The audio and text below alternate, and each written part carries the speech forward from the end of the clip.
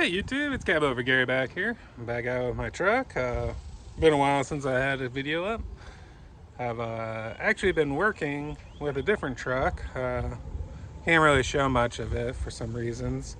But yeah, that's so I haven't been at my cabover, haven't had time to work on it because I've been on the road with that. And also, it is so hot here.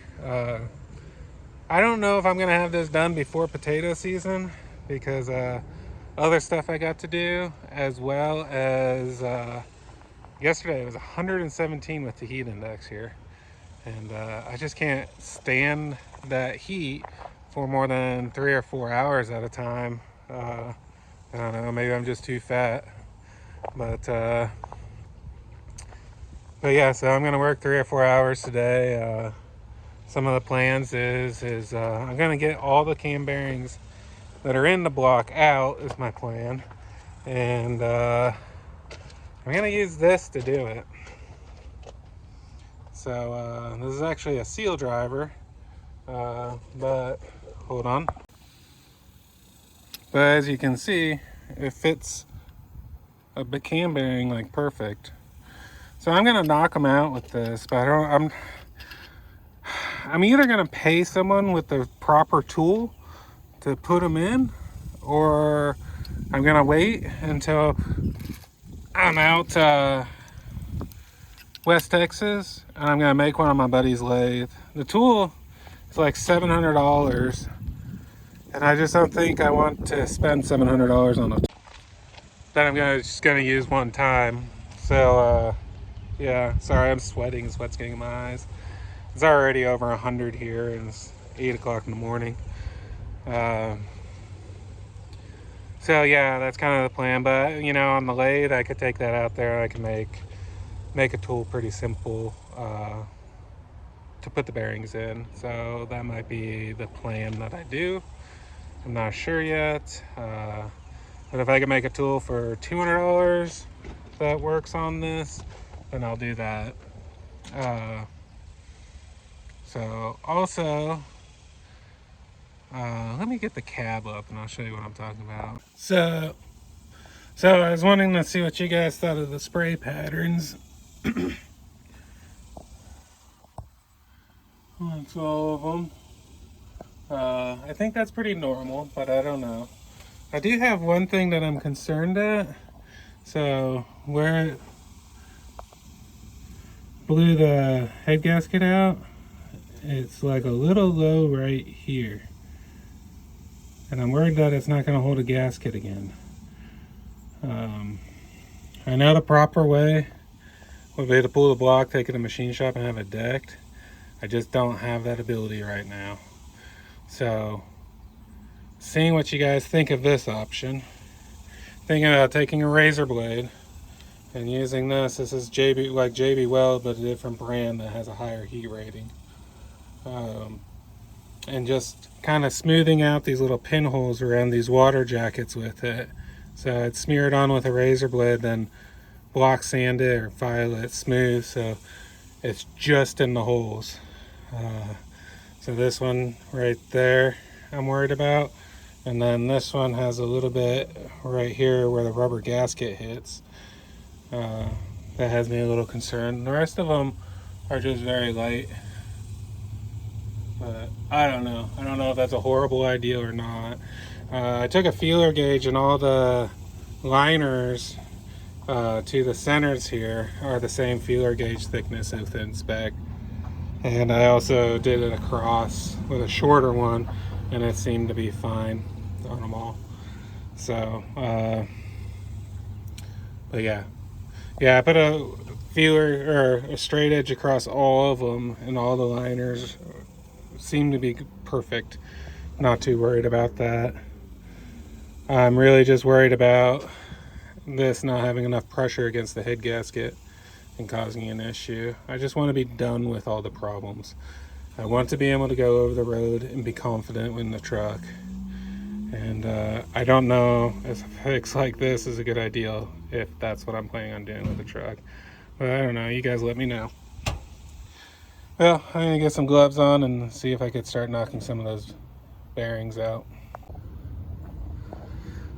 Well, I got all the cam bearings out. They all came out good.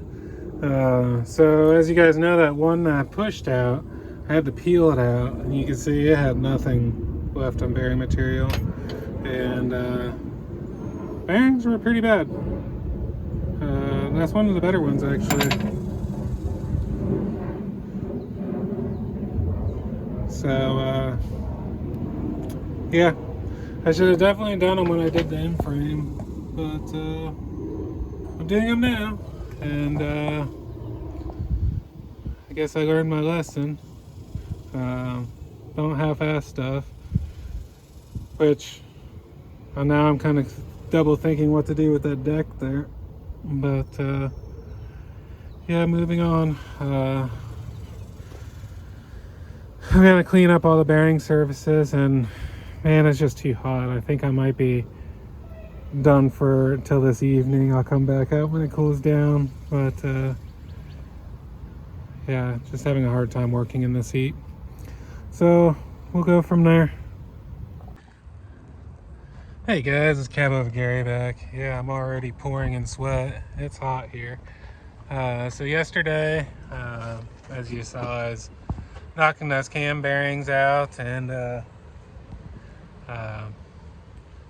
trying to get the deck all ready. Well, I got them all in today. Let me show you. Nice new cam bearings. Pretty happy about that. I couldn't get anybody to come out. I had a tool. So this is what I used. And I cut some pipe that fit over it. And I mean, it fits really dang good on here. So like, this is an old one, but you can see, oops. That wasn't a good example, was it? But there's like no wiggle in it. It's like snug on there. So it fits good, so I was okay with it. And I figure they're wide enough that they're gonna center themselves. So that's what we got. So I did use this, just a very light coating. Loctite 640 sleeve retainer. I did that because that one slid out and I just wanted extra insurance. Just a very light coating because I was worried about getting it into the groove of it. So I didn't use a whole lot at all. But hopefully just enough to have a little bit of oomph to the grab. So I got a buddy that's supposed to come out to help me wrestle this cam around because it is heavy.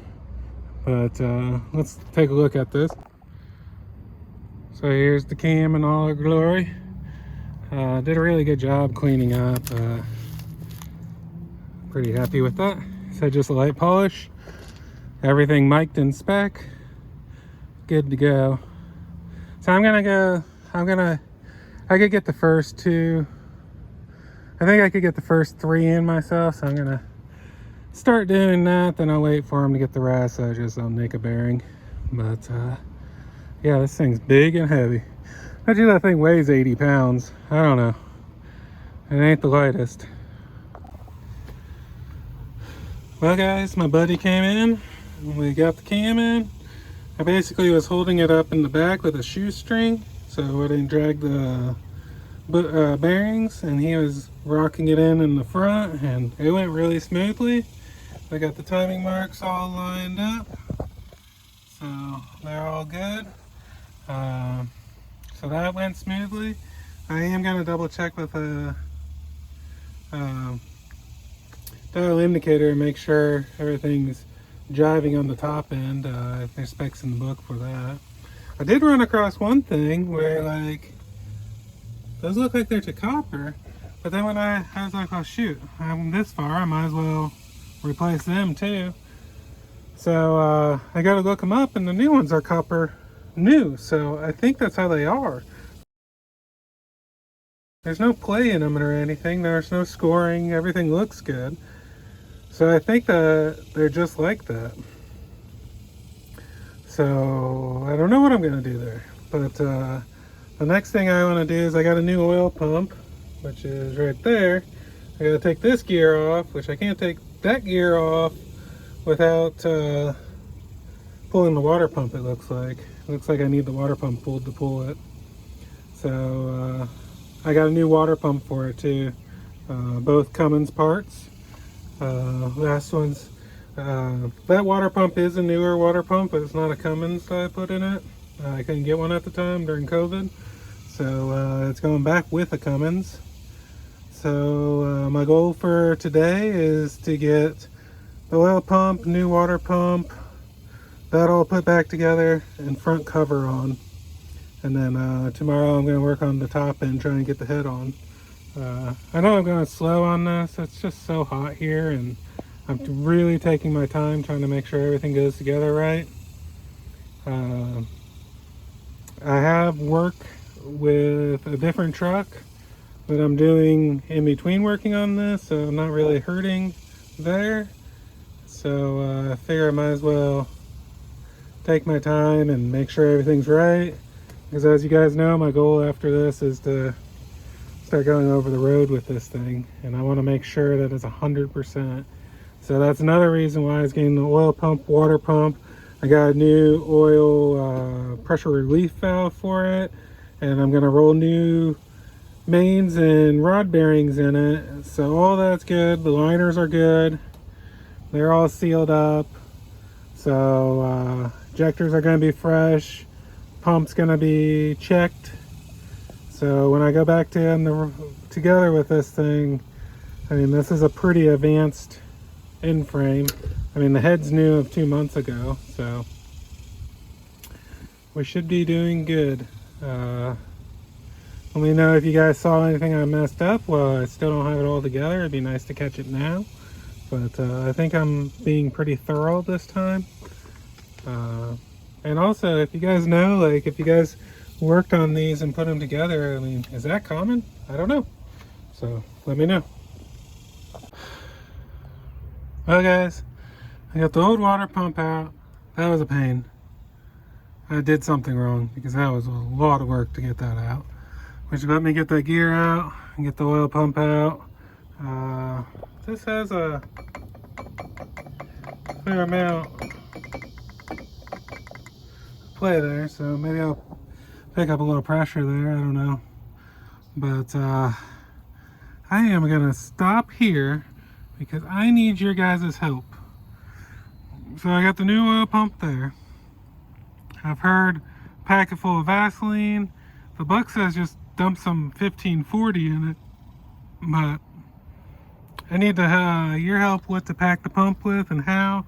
So there's this port here, then there's one in the back as well. And yeah, I'd like to hear your guys' comments on what to do. I'm gonna clean up for today and go home and post this video. Hopefully you guys like this type of content. I know that I didn't film me working much because I forgot my tripod, but yeah, I'm soaked. So hot here in Texas. So yeah, I'm gonna go home, post this. Hopefully you guys will comment, help me out there with what you guys recommend packing that with. And tomorrow I'll come out and put the oil pump in, water pump in, seal up the front, and then start working on putting the head back on. Hopefully by end of the day tomorrow I could get the head bolted on and start working on getting the valve train on. So yeah, pretty excited about that. So yeah, please guys help me with that. Just curious on what I should do there. And as always, thank you guys for watching. I will catch you guys on the next one.